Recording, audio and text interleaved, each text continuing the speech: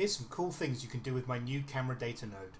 Let's say we have a big explosion next to a building like this, but instead of it being a big wide angle like this, our camera actually sees more of this.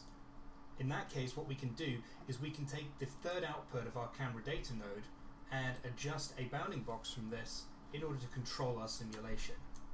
So this is roughly where we want everything to be.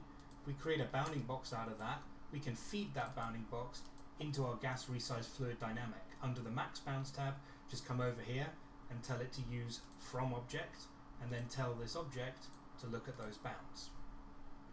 If we then run this simulation, we can see that we're not wasting valuable resources on areas we're just not going to see. Okay, so let's say we've got a shot of us flying through this cityscape here. We can do a couple of things with this. Again, we can use that bounding object to generate a box to represent what our camera is going to see, and then use that to generate some kind of custom fog volume.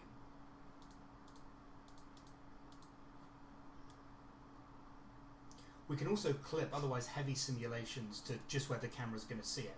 So here we've got some kind of rain or snow or something else like that. We're going to do a couple of things.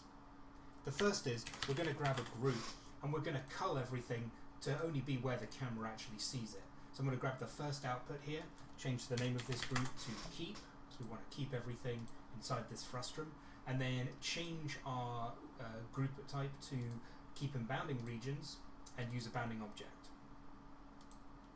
So now we can come in here and blast away everything the camera won't see. We may need to adjust the far clip just to make sure we're capturing as much as is necessary. And then as you can see here, we're only getting that information where the camera is actually able to see it. We can also use that point on the camera if we want to instance some objects onto our particles. I'm just going to put down an attribute wrangle, and I'm going to say vector cam equals point, and I want the 0th point position of the first input, which is going to be this thing here. Then I want to say our normals are normalized at p minus cam, and then we'll set an up vector as well.